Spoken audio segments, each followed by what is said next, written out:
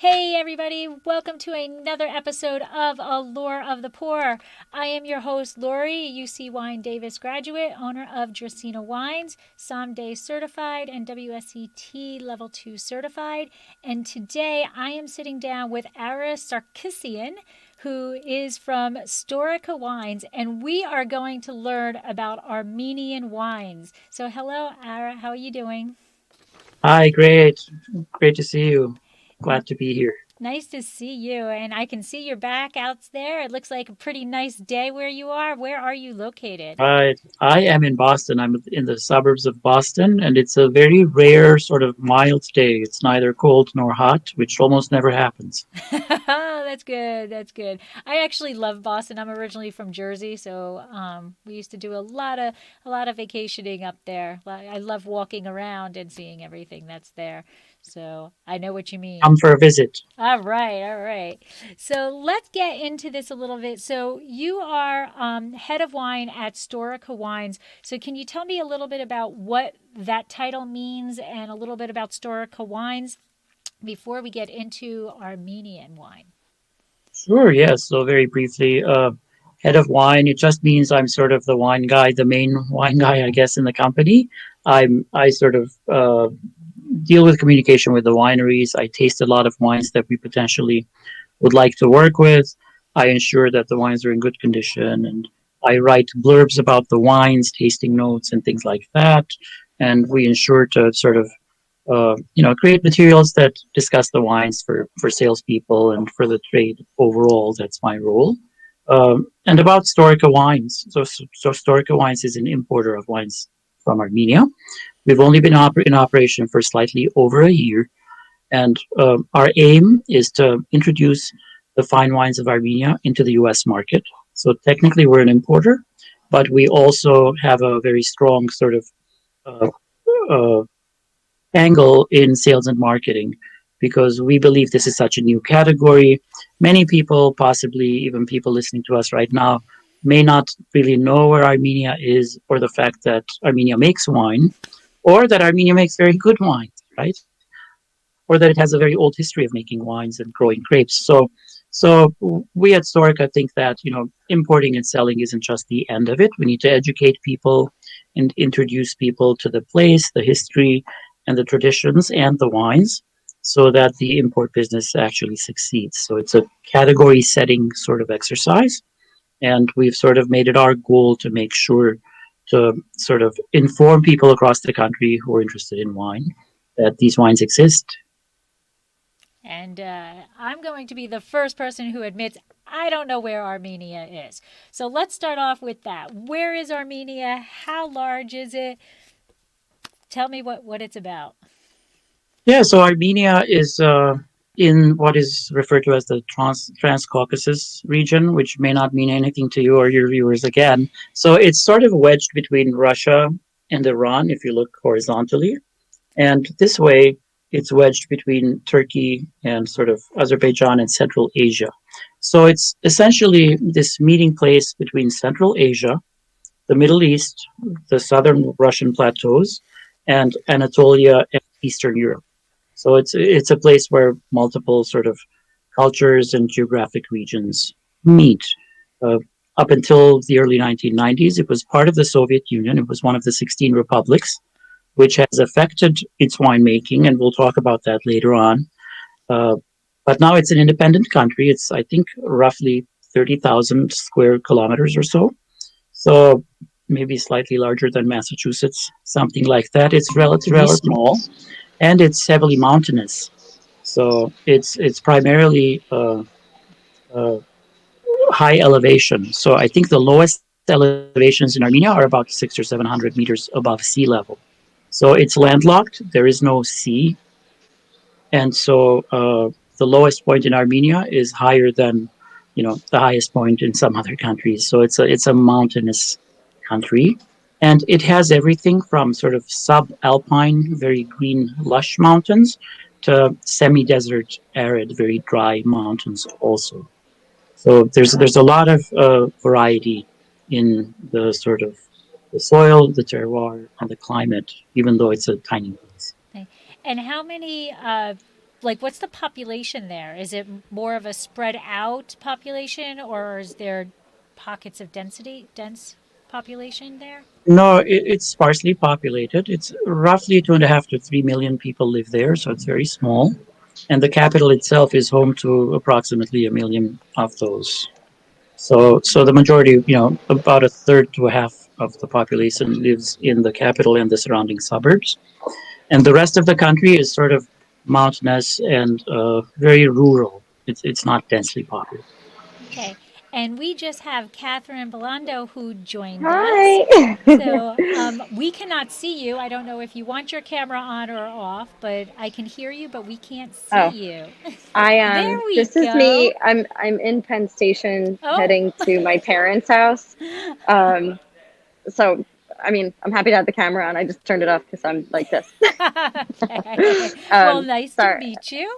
Yes, And you too. do you want to do while you're on camera, do you want to do a little brief introduction of who you are and your relation to these wines and Storica wines? Yeah, of course. I am Storica's head of marketing, and I've been with the company since September. I have like over 10 years of marketing and digital marketing experience and some publishing experience, kind of mainly in like the health and wellness, but consumer goods space. Um, sorry. So I have, I'm just going to wait.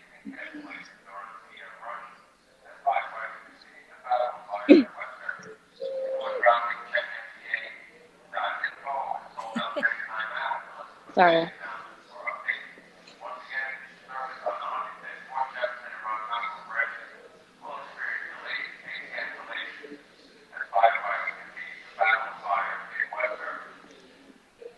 Okay.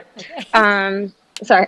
And in my time, I've done a lot of like revitalization of like their website and their content and their social media. And what I do for the company is all of their digital marketing efforts. So all of the PR outreach, all of the content you see on our social media, any of the virtual events that are happening. Um, I help support the sales team with both materials, but also like kind of helping promote the stores or the restaurants where the products are sold, and help manage everything with the website. So from like the launch of the direct to consumer platform to any of the advertising that we do, and so on. So my relation to the wines is actually I did not have much experience in the wine world prior to Storica, let alone Armenian wines. So um, I think even like in conversations such as this, like I love to listen in because I think Ada does such a great job like explaining both the region but the history of everything. And um, so anyway, so like I kind of try to take the knowledge of the brand and really try to share and introduce it with people such as yourself, to get people excited about this region. Awesome. Well, Yeah.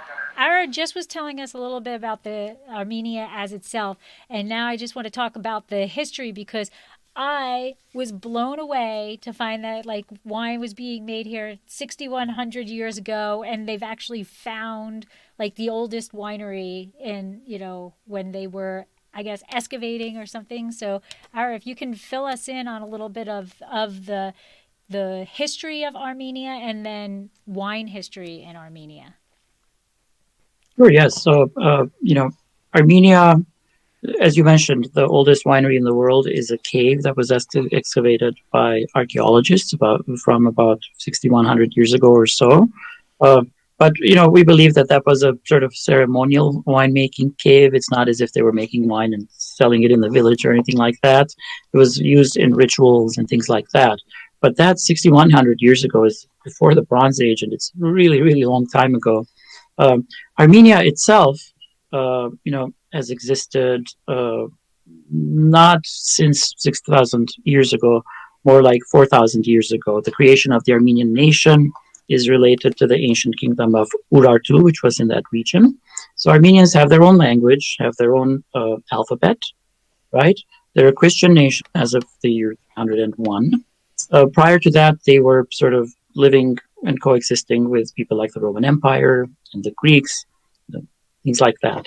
The earliest sort of past the 6,000 years ago, if we skip to the first millennium BC, there are historical records of uh, Greek armies marching through the land that is known as Armenia and commenting in their history books and their travel logs about how there was this fermented wheat product, fermented barley, which is kind of beer, and fermented grape juice, which they were fascinated with. So there are lots of records of the armies, the soldiers being paid in wine in Armenia, but also various Armenian regions paying taxes and doing trade and using wine as a sort of commodity, as almost money to pay for things, right?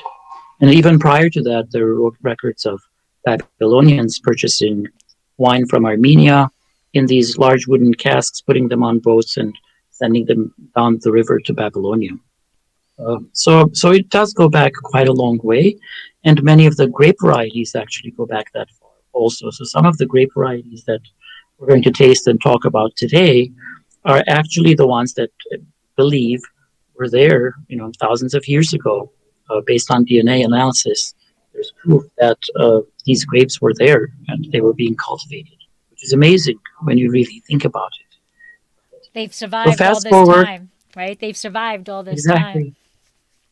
exactly, exactly. And many of these grapes are not found anywhere else. And ampelographers and sort of genealogists perhaps have failed to find cousin grapes in other places. So many of them are just sort of unique to Armenia, possibly because it was sort of always mountainous and cut off from the rest of the world. And so maybe there wasn't much migration in terms of grapevines, but we don't know. So maybe time will prove that there's a cousin in France or Italy. Who knows? God forbid the French, they have to admit they bought vines from Armenia one day, but it may happen, right? Uh, yeah. And so if we fast forward to about 100 years ago when the Soviet Union was formed, after World War One, the land that used to be Armenia, to say it very quickly, was sort of divided up. Part of it became a, a Soviet republic, and it was in fact the smallest of the 16 Soviet republics. So, as such, the Armenian economy was run by the Soviet Union, and they decided that Armenia would produce brandy instead of wine, and that Georgia would produce wine. This is what people sitting in Moscow smoking cigars decided, apparently. And so the grapes that used to be cultivated for wine slowly went out of fashion, and the Soviets planted grapes that were sort of higher yielding and made more neutral tasting wines, because that's what you want when you're going to distill it and turn it into brandy of some sort, right? So many of the old varieties were sort of left off to the side, even though there were pockets of people who kept cultivating these. But overall, the vast majority of the wine that was made there was either cheap wine or it was distilled later into brandy. So when the Soviet Union collapsed, Armenia in general, once it became independent, just like many other Soviet republics, they started to sort of realize, well, wait, we had our own traditions before we became part of the Soviet Union. And of course, people, tried to rediscover their cuisine before it was sort of influenced by perhaps Russian cuisine.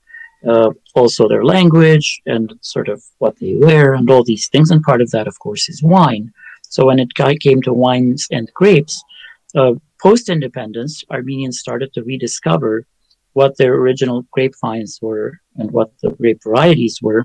And they discovered hillsides and terroirs where there were all these old vines that were just left desolate. No one was taking care of them, or the people that were taking care of them were sort of using Soviet methodology to not yield quality grapes out of them because they were trying to get more yield perhaps out of them.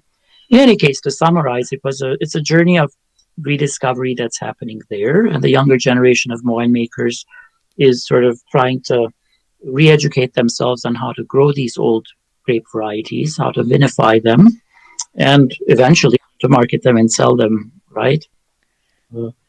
So that's the sort of journey of rediscovery that we are trying to help with at Storica.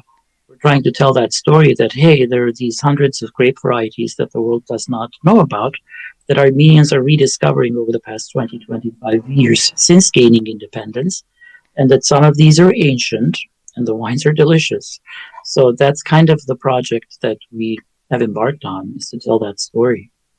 So there's so many countries that their wine, like Portugal, for example, the wine production is so tied into the ebbs and flows of their political, ups and downs. Is Armenia kind of in that same realm, or like when they were free, they've stayed free? Like, historically, have their, it's not ownership, but changed throughout multiple times, or have they pretty much held to their own, other than the Well, so yeah, Russian? no, well, it has changed because there were mm, throughout history times when Armenia was invaded or controlled by Islamic empires, right? Who basically forbid alcohol, obviously. So there were long periods of time where it would have been forbidden. I mean, this is Yeah. many hundreds of years ago. I wasn't there, but but in theory, the tradition of drinking wine would have been lost for a phase, probably, even though people probably still did it at home. But as a sort of national economy and as something that people pursue on a daily basis, it would not have been allowed for many, many years during those times. And part of Armenia ended up in the Ottoman Empire, which was also Islamic in nature. So there were many historical facts that sort of took winemaking and the tradition of wine drinking also away from Armenians. So what has sort of, due to historical events, the Armenia we have today is part of the historic Armenia, and the part that remains as an independent country today has remained independent because it has been in sort of, if you will, in the Russian orbit. And so, for political reasons, it's been part of the Russian Empire and then the Soviet Union. So, slowly, the Russian tradition of drinking distillates replaced the tradition of drinking wines in Armenia. So, it's only in the last 30 years or so that people are learning to drink wine with dinner and to drink wine when you go out. Whereas before, wine was just sort of, you only had a glass just to toast and then you went back to your brandy or your vodka. Right. So now people are rediscovering the sort of the social aspect of wine, the sort of convivial aspect of wine, and the fact that it relates to cuisine, right? Right. So it'll probably take yet another generation to make that complete transformation, but it's definitely happening. The consumption of distillates is going down slowly, and the consumption of wine is going up. And so I think maybe in 20 years, they will have sort of completed a cycle of rediscovering how to use wine in daily life, which is beautiful. And not to make it sound bad, but typically Russian areas that have been controlled by Russian all was quality. I'm sorry, quantity, quantity, quantity.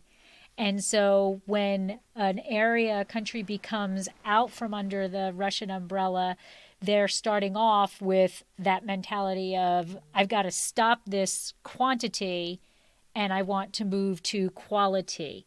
So the winemakers need to start working in changing that direction. So how have the winemakers, what are their focus in on as these, couple of decades have gone through to improve their quality? Right. So a lot of it has been about knowing what grape varieties to plant and which ones to give up and uproot, right? But also whether to plant in the fields or on the hillsides and this sort of thing. Obviously, in the Soviet Union, the majority of the commercial winemaking was on flat lands because it was done with tractors. It was done not for quality, as you said, but for quantity. So part of it is rediscovering where to plant and where to cultivate. And part of it is about the varieties themselves and understanding which variety grows best in which aspect, in which elevation, and in which kind of soil, right? And the other part of it is technology. So part of what happened when Armenia became independent was Armenia is a relatively unique country in that at least as many, if not more, actually, people of Armenian descent live outside of Armenia than within it. And that's the case today also. There may be other countries that are like that. I can't think of any, but there may be some. So what that meant was after independence, many people of Armenian descent who had lived elsewhere slowly started to come back and sort of understand, visit their homeland, so to speak, the homeland of their grandparents or something like that. Many of them had never even been there before, nor had their parents. And so, with that sort of repatriation came sort of some knowledge. So we had people who worked in the wine trade in Italy, in the U.S., in France, perhaps in England, who came and brought some knowledge.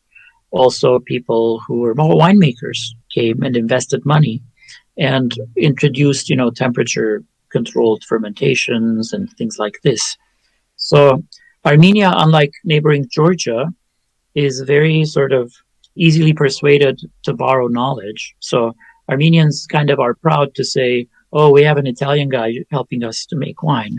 Whereas my Georgian friends usually would aim to say that because they would say, what do Italians know? We know how to make wine. So it's interesting how different the two countries are, even though they're both very similar. They're both small and they're both right next to one another. And they both have a long and rich history of winemaking.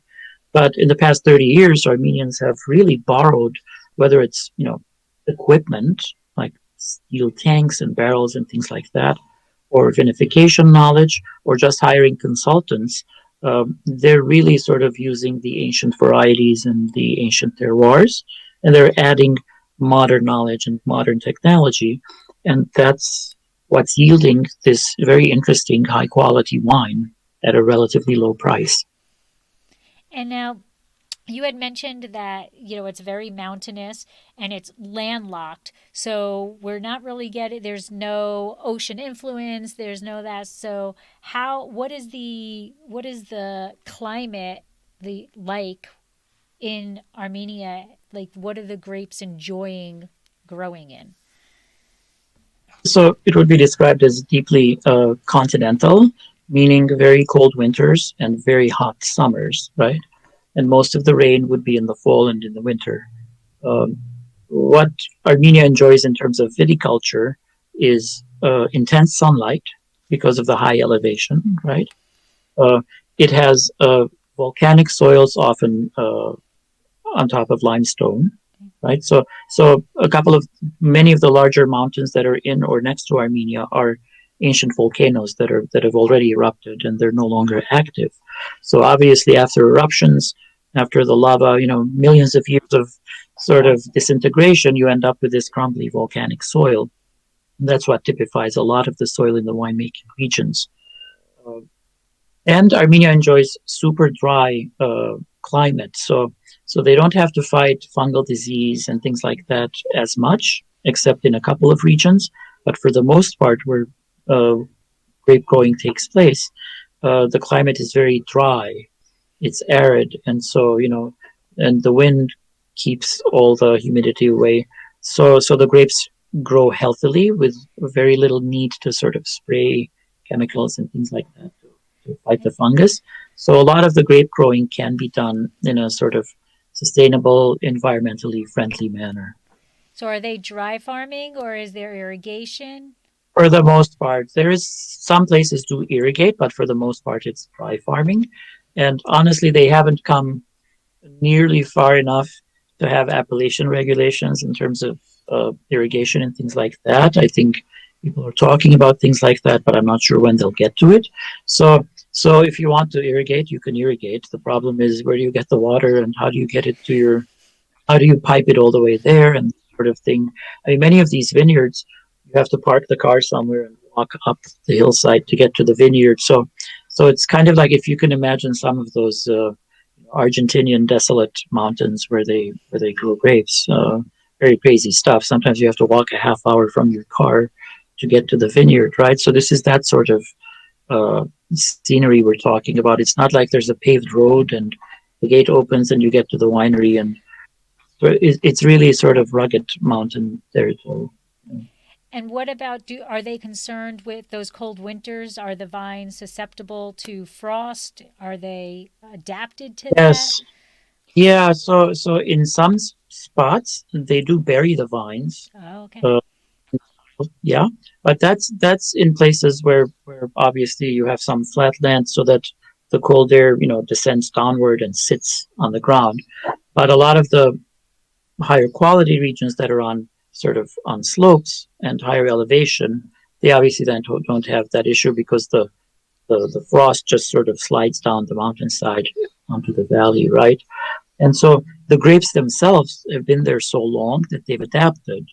And so the red wine, for example, we're going to drink made with the Areni grape has very thick skins and seems to withstand those freezing temperatures without any help. Okay, cool. And now, so that was a good intro because I read that there are 30 native grape varieties in Armenia. So what? That's a lot of indigenous grapes. Usually there's like a few. So tell us about the most common ones. Are the what you just Arene? Did I say? Yes. Okay, Rene, which is the red, and then this one. No way am I pronouncing this one correctly. So if I get this right, I'm gonna see me jump for joy. Knagni, Which not one even is it? close. Khnghni.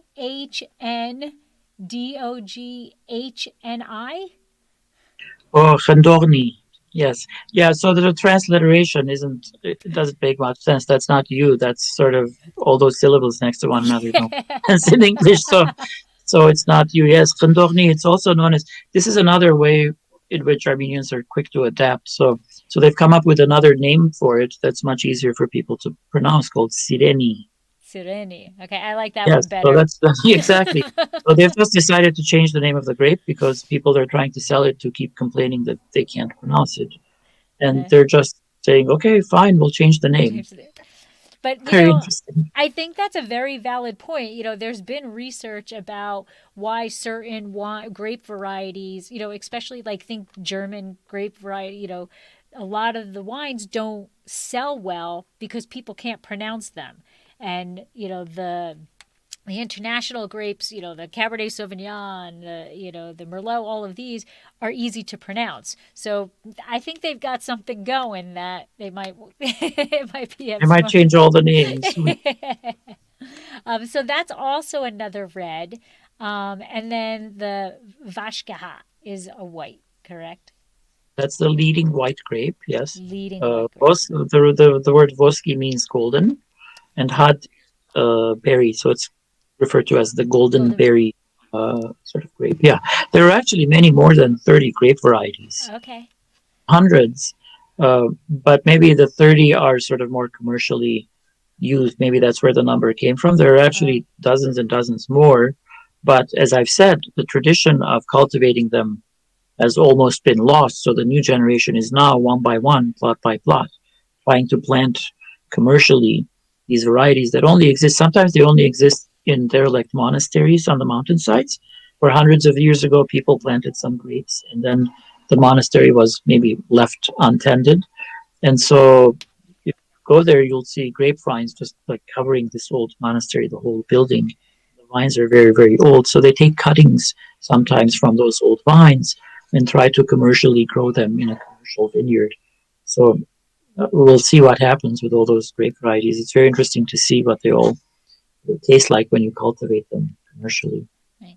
And how about the genetics of them, the DNA? Do they know if they've given rise to offspring or what their parents are of like the Arene? Like, do they know where it came from?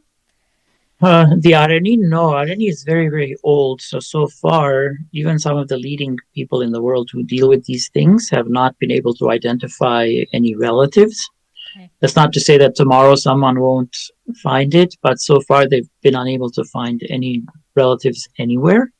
So as far as the indigenous varieties, it's very difficult. They're just starting the process now, and apparently it's going to take decades to get to the point where the science can be where it is for them to be able to identify it. But having said that, I'm really not an expert in the genetics of grapevines. But from what I've read, so far, anytime they've tried, they've sort of not found any other relatives. But there are grape varieties that were sort of crossed during the Soviet years. So they would take two indigenous varieties with different traits, and they wanted to combine the traits, so they would do that during the Soviet years. So there are many grapevines that are commercially grown today that make very nice wine that didn't exist 100 years ago. That they're crosses of two other indigenous grapes. So we do have those. Those were made by sort of Russians, and they're often named after some Soviet war or something like that. Sort of funny, uh, but they're still delicious.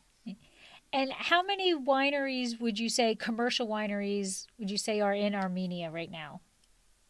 It seems to be, increasing every day, to be honest. The last time I checked, there were somewhere between 60 and 80, some very, very tiny, some quite large who, make millions of bottles. But most of them are small. But because of this sort of renaissance that's happening, more and more people are starting, either vineyards or wineries, both.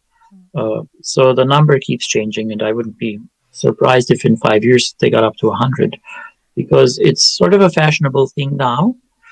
Land is still relatively cheap compared to, say, Italy or France. So people buy a plot of land and hire someone to come in, tend the vineyard, and hire a winemaker to make the wine. So, so it's growing. It's very dynamic, and younger people and people with investments from abroad are coming back, hiring consultants and starting wineries. So, but right now, I would say about 70. And the majority of them are family run, like. Exactly. The majority of them are relatively small and family run. Exactly. Yeah, and many of them are run with sort of, bank loans and things like this. There are only less than five very large ones.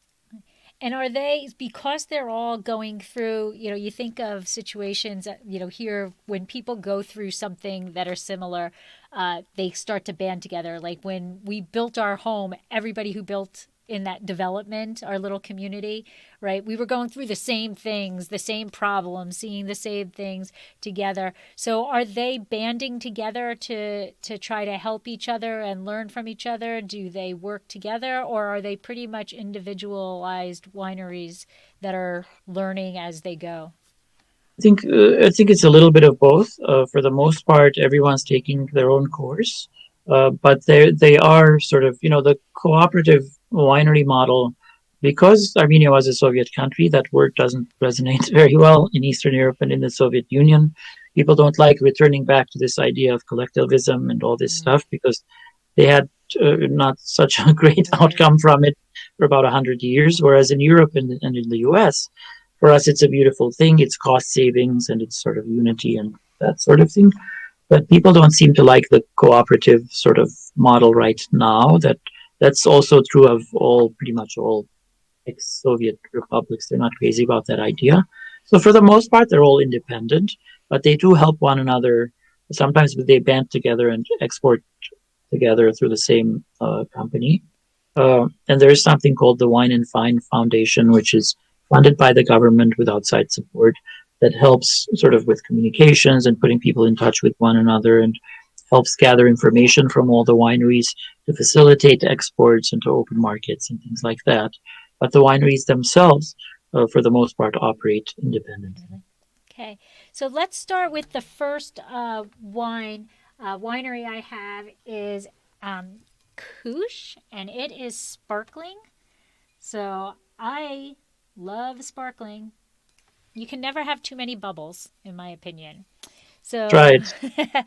this is Origins, and it's a brut, and it is made in the traditional method. So can you tell us a little bit about the and this is also made with the Vashika, right?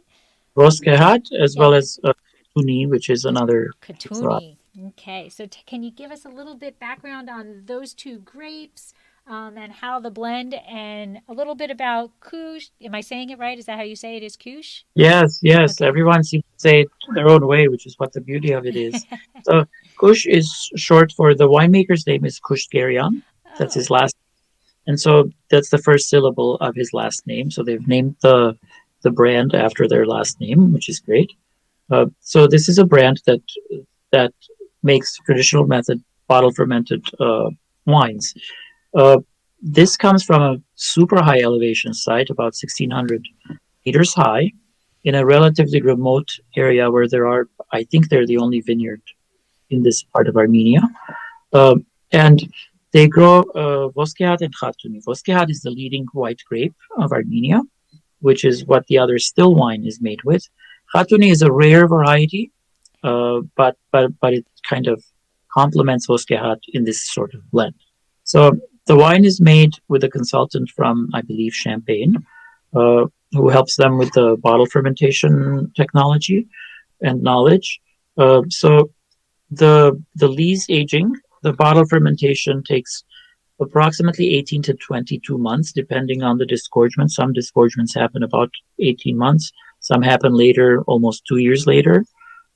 Partially, they say because they can't even disgorge that many bottles at once to be consistent.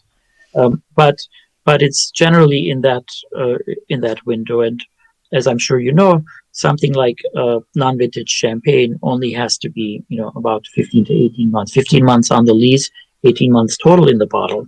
So this regular brut already spends more than the minimum required for all non-vintage champagne.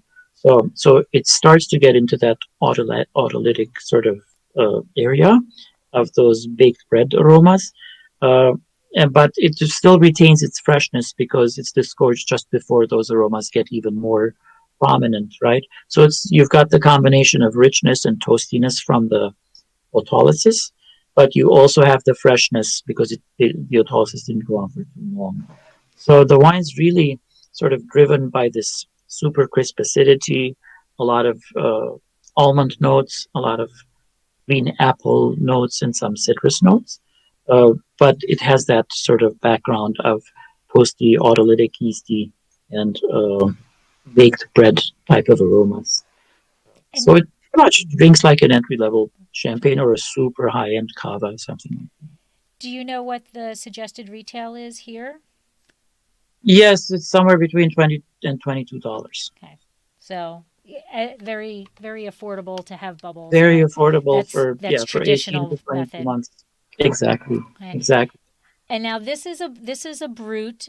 They have a Blanc de Blanc, and then I read that they're actually going to be coming out with a Blanc de Noir soon, also, right? There's a Blanc de Noir and there's a Rosé, of course, which is the most popular one, I believe. We will hopefully have the Rosé here next fall. They're just talking about disgorging those now. And the Rosé is made with the Areni grape, the Okay. red we're going to have in the still wine. Yes. So the Blanc de Noir and the Rosé will be a bit more expensive than this. They will retail in the mid 30s. But those are, the Blanc de Noir and the Blanc de Blanc are aged 3 years on the lease, which is like vintage champagne, Right. right? So they're much richer and much more oxidative. You get more of the baked apple aromas rather than the green apple aromas. And you get a lot more creaminess and autolysis, obviously, and they're a bit more relaxed. This one's still very frothy and very energetic, whereas the other ones tend to be a little bit more mature and they taste a little sort of more subdued, if you will. Okay. Yeah. Okay. Awesome. And now the next winery we have is Zulal, and I love the fact that it is Armenian for pure. So that is a great name. So can you tell us a little bit about this winery? Yeah, so Zulal actually is a sort of they purchase their grapes from roughly 40 to 50 families of grape growers. So it's not an estate winery. It's a label that believes in sort of growing indigenous varieties and supporting the families that have fields that are growing indigenous varieties. And as such, they contract with them longer term to grow these grapes, basically help them monitor the quality of the grapes and that sort of thing. Uh, and all the grapes are hand harvested and trucked to the winery, which is closer to the city. Okay. And at that point, they basically vinify them with more or less minimal intervention. They put them in stainless steel tanks so that there's no sort of intrusion from oak barrels or things like that, or amphora, which is also traditional there. So their aim is to showcase the aromas of each indigenous variety. So for most of their volume is the Areni Red and the Voskehat White, but they also have a small line of boutique labels where they make anywhere between 1,000 to 3,000 bottles only of all these other indigenous varieties that are tiny, tiny micro productions, right? That's pretty And cool. they, So that yeah, there actually could be like as they continue that they could be like the living history of exactly, of these all these grapes. grapes. Exactly. Yeah, it'll be like an encyclopedia of these catalogs. Yeah, there are others doing things like this too, but this one's run by Mr. Goshkarian's daughter, Amy. So we're proud to be showcasing a sort of woman-run project, which is beautiful, right? Especially in that part of the world where it may not always be that easy, to be honest. But we want to be supportive, and we think it's important for women in that part of the world to do as they please. Why not? Right. So we're very happy to support her and her endeavors. And she's just getting started, by the way. This is a 2 year old project, or maybe three by now. So this is still in its infancy, and we hope that she will continue to grow and sort of expand the number of varieties that they identify and find markets for them. It's wonderful. Awesome. And now if somebody is picking up a glass Vashkehat, what can they expect? So, aromatics wise, on the palate, what can they expect to taste? So Voskehat is sort of in terms of aroma, it's mildly aromatic. It's not a super aromatic grape, nor is it sort of neutral smelling. So often it has apple and pear type of aromas. Okay. It lives in this kind of, some people think it smells like Chenin Blanc, maybe a little bit with that deep pear note.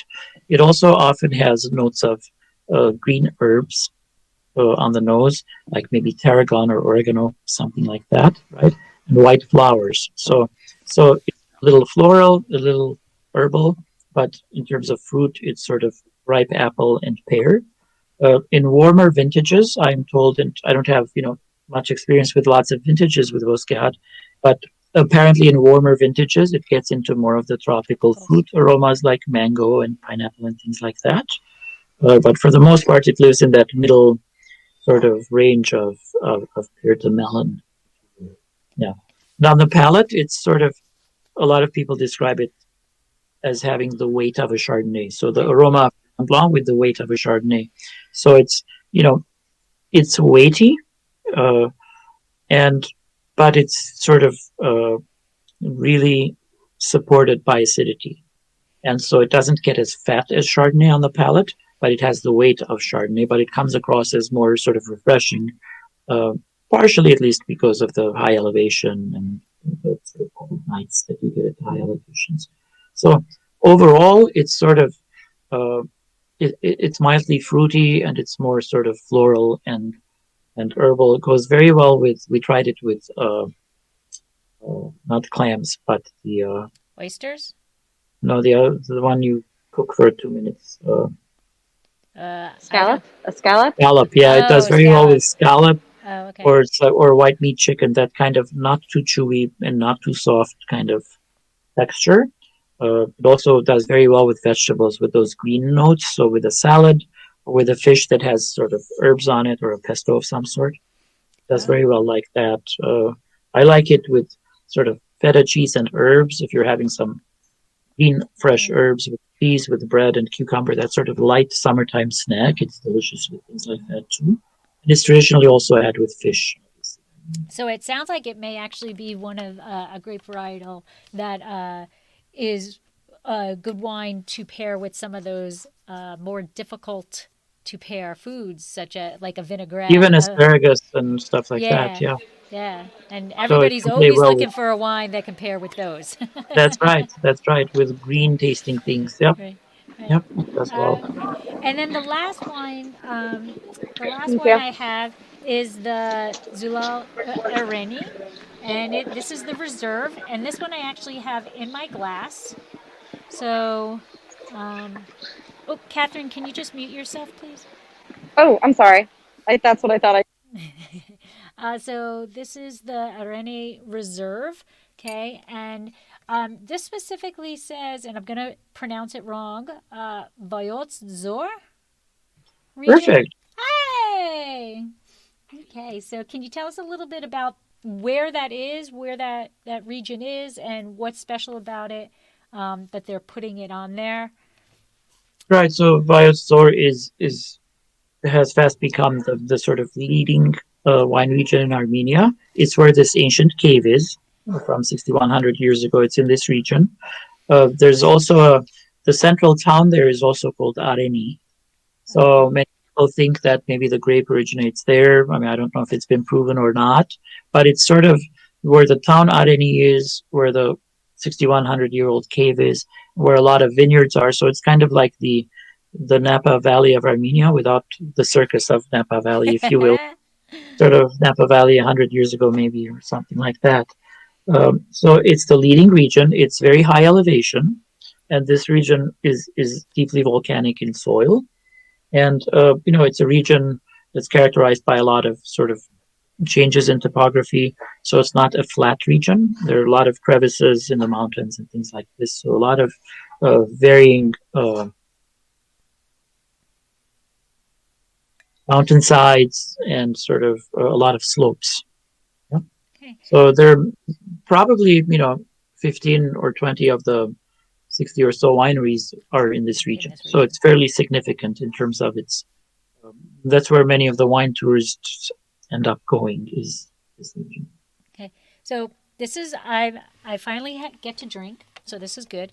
Um, so I didn't know. I was trying to look up the grape itself, and I wasn't really sure about whether it was a tannic structure, what the tannic structure of the wine was. So I actually did Coravin it about 2 hours ago to let it get some air. But can you tell us a little bit about the grape itself? Like, how does it grow? Is it thick skinned, thin skinned? When do they typically harvest? Right.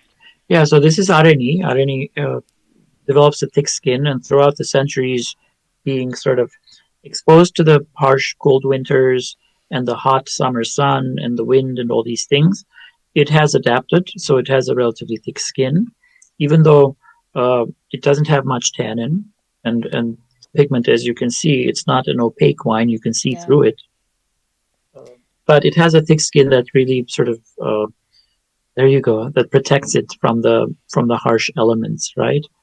Uh, it, from what I know, it grows relatively easily, right? It's not prone to much disease in that region because, as we said, there isn't much fungal disease anyway. This one comes from a south-facing sort of large plot, so the grapes that go into the reserve, as opposed to the regular Arani that Zulal makes, are sort of carefully selected. They're a bit riper, and they come from a much smaller selection of vineyards, whereas the regular Arani comes from all over that area. So they vinify this in stainless steel, Okay. and then they put it in barrels that are uh, 300 or 400 liter barrels. Uh, that are maybe fourth or fifth year use. Okay. So these are not new Neutral. barrels. Neutral. Exactly. They're pretty much neutral. They're putting them in the barrels not to get aroma or flavor or even texture out of them, but to just let the wine really slowly relax over a period of a year and a half or so. Uh, and that's where you get a lot of these sort of forest floor and earthy elements, I think, in this wine. So I'm getting like it's very it is I think it's somewhat aromatic. It's not pronounced, but when you put it up to your nose it's there. Right. It's red berries, but then I also get kind of like a gaminess and spiciness to it that is Yeah, pretty big. that's typical of this variety. Yeah, so this variety typically is characterized by this kind of plum and mulberry fruit and a lot of peppery spice, a black pepper type of spice, not green pepper. That's a little bit accentuated maybe with the oak aging. It's even spicier. You get these earthier, woody, leafy, foresty notes from the barrel aging also. It's lighter bodied than I had expected. Mm-hmm. I mean, the color, you like you said, you can see through it. I can see my fingers through it. So, like for people who are listening, it's kind of Pinot-esque in terms of being able to see it and the color. It's kind of it. You can see it's got translucent edges and stuff, but I don't know. I was expecting it to be a medium bodied Darker. wine. Well, actually, yes. Before I poured it, from what I was reading about the grape and all of that, just because of the thick skins and that, I was expecting not quite Petite Syrah, somewhere between Cab Sauv and Petite Syrah. That's where Yeah, that's where I even though was the grape envisioning. skins themselves are thick, somehow, there isn't that much pigment and there isn't that much tannin in the wine either. No, It's there, but it's just barely noticeable. yeah, the You know? tannin is there for structure, but it's not. It's not. It's Very not what tactile. I was thinking it was going to be. I was thinking it was going to be a big, bold, kind of in your face wine, and it's elegant. It's Yes, it's more subtle. It's more subtle and elegant than big and brash. Absolutely. Arni typically makes wines that are kind of, if you had to kind of, if you were making your own blend of maybe Sangiovese, Merlot, Pinot Noir, Zinfandel, maybe what you would end up with, right? All those wines that are kind of in that medium space. right, and it's got a pretty decent level of acid in there. It's a nice level of Right. acid, and the tannin you get on the end, but not out of control tannin. It's the tannin that just lets the wine sit on your palate longer. So, I mean, uh, it's still going. The finish is still going, so it's an extremely long Helps echo finish. the aromas in your mouth. Yeah. Yeah, yeah, Tannins aromas forward. Yeah. Yeah. So it's typically, yeah, that acidity is also typical, partially because of the grape variety, but partially also due to the growing conditions with the high elevation and the cold nights and all that. So it's a very good food wine because it is sort of elegant. There's depth of flavor, but it's not overpowering, and the body isn't very heavy. So this is typically had with a serious meal or a relatively heavy meal. You can have this with. The acidity serves as a palate cleanser if you're having a stew or a mm-hmm. barbecue or something sort of deeply flavored. But it's light enough to have with a sandwich too, because it doesn't really overpower simpler foods. It's relatively medium bodied. Yeah. The pepper, the spice in it, um, will go well with on the heavier end of a food product, a food meal, but because the body structure, the body, the lighter body of it and everything can go with lighter meals also. So it's really a versatile grape, a bottle that you can sit down with a whole bunch of different meals with it. Yeah, it can do everything from 3-year-old aged cheese at the end of a meal Hmm. to the main course, or it could be with lighter snacks. Absolutely, yeah. I think it is versatile. Yeah, and it's not so overpowering that when the meal is over, if you haven't finished the bottle yet, which is rare, but if you haven't finished the bottle, you can just enjoy it on its own after as you're settling down after the meal. It's a beautiful wine, it really is. And what does this retail for? Tails for about $30. How many? 30. Oh, okay. Okay. Yeah. You cut off, and I knew what you said was not. Because it Was not, sounded yeah. Thought I said three. three. I was like, wait a second. Bring on the cases. Oh, yes, I'll buy 2 cases. But still, at $30, it's a lovely wine, and it's a, like I said, a kind of a chameleon with what you're going to be able to pair with it. So it's a nice wine to have in your cellar because you're not pigeonholed into a specific meal. So Exactly. Versatile. Yeah. yeah, Yeah. And it'll last. Sometimes, I taste it 3 days after opening it, and it's still, you know, firing on all all cylinders. cylinders. And that was going to be. This is probably a very difficult question to answer with how short Armenian wine history is for the quality. But where are they predicting? The how long can you cellar this wine for? Are they producing this to be drunk now, or are they producing in goals of this can cellar for for a few years. Yeah, so as you said, it's difficult because we obviously have a lot of examples from 15 years ago because they were just starting back then.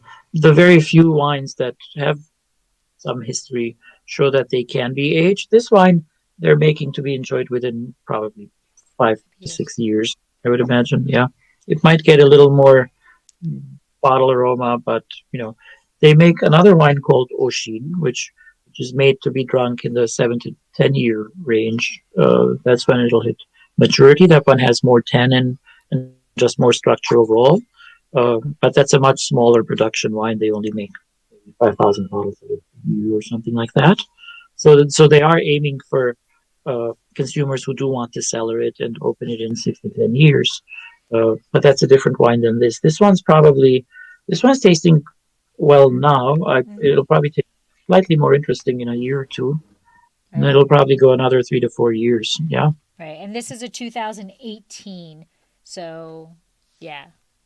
It yeah, I can see. I mean, it's enjoyable now, but I think that it's got some legs on it that can relax in your cellar for a while. It's already 3 years old, so maybe Yeah. 4 years. Do you think? Yeah. Yeah, I would say like 2025 would be, Right. yeah. So, it's beautiful. The aromas are really very nice.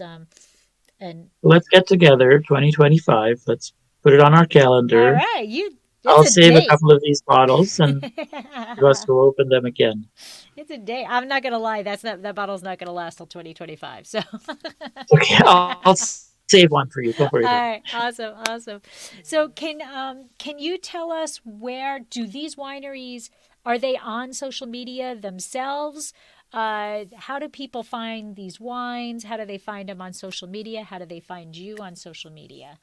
Yeah, so while some of the wineries, have their own social media pages, in the US, Storica, we sort of manage that. So the best way to find the wines and learn about them is to go to storicawines.com, where you can sort of put in your zip code and see where you can find the wine closest to you.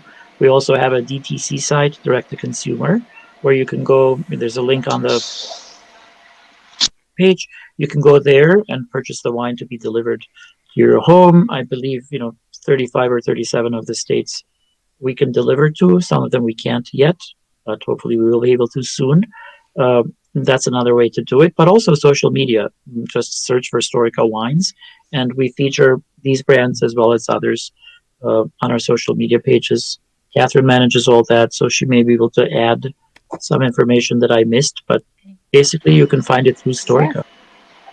yeah, What? you got it. Anything you want um, to add, Catherine? no, I think you pretty much summed it up pretty well. I did want to add a little caveat about the ocean wines. We actually do carry those, and they're on a wait list on our website. So I don't want to have this interrupt me, but I'll let Otta talk. The announcer's going to start talking. Okay. Oh, never mind. But yes, so like we do have those wines. Um, Soon we'll be carrying them, and we do have a wait list. And I think I had mentioned to you, and I don't know, Ada, did you talk about the rosé that we're producing and importing? So that's on its way to the States as well. So we're getting prepared to launch that this summer and really try to use the marketing platforms as a way to reach several different types of audiences, both like the onophile community of like, they look to read the ratings and the reviews and really like understand like the history of it, which is a really exciting like space for us to get exposure in, but then also targeting the Armenian population in the States who are just extremely passionate and supportive and happy to see products from their region coming here, both giving back to their region, but making it a celebrated place and discovered space, because I feel like a lot of people don't even know much about Armenia. But and then lastly, it's also, we're targeting, you know, not necessarily the millennial, but the maybe younger crowd, or the crowd that's like just adventurous and looking for something new, to try something they've never had, and like they're willing to spend a little bit of more money, but they also love to tell their friends that they discovered this thing. So Right. trying to use the platforms to reach all of those. Okay. I'm just going to mute myself because I have to show my ticket. Okay. Sorry. Well, I think this is is lovely, and it's different in it. I'm actually blanking on words, which is really rare for me. But I think the people who are out there who want to find something different, this is going to appeal to them because it is quality wine and it's very affordable. And honestly, like Catherine was saying, it's something that not a lot of people have had. So why not be the first one to share it with your friends and, be a hero? Right. Right. That's right. Try Right. something new. Yeah. Right? Yeah. Yeah. Right. There are always surprises in wine. So Yeah. Yeah, it is. And for those, I mean, there's so many people who want that, that Century Club and then the 2 times Century Club of all the different grape varieties, that you've tried. You've got 3 different grape varieties that I just have right here that you can add to Yeah. your Century Hmm. Club thing. So I'm excited. If the other wines taste anything like this one, I'm super excited to try them, especially the bubbles. Hmm. But I want to Yeah. thank Oh, you you just both. saying one more thing. I didn't hear you. Yeah.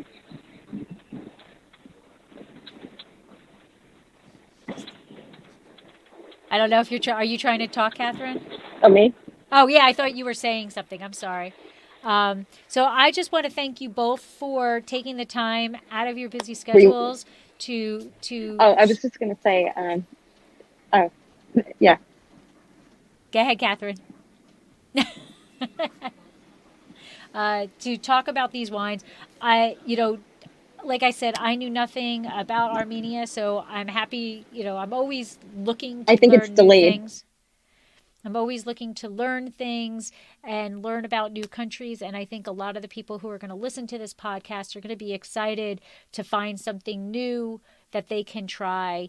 And I will have links to Storica so that they can look it up. And thank you very much for sharing these wines with me. It's quite the experience, and it's wonderful to taste history and to know how much they're looking forward to advancing, building on their history. So thank you.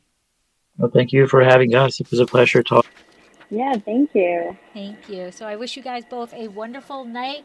I know, Catherine, you're probably you don't have anything to drink, but I raise a glass to We'll toast Armenian to wines, and uh, I don't know how you say it in Armenia, but I say slancha. So cheers, Blancha. Okay. slancha. What language is Blancha? It's Gaelic. Gaelic. Okay, Slancha. Gaelic, a little Irish. There we go. Slancha. So thank you Gaelic. both. Thank you Thank you. again.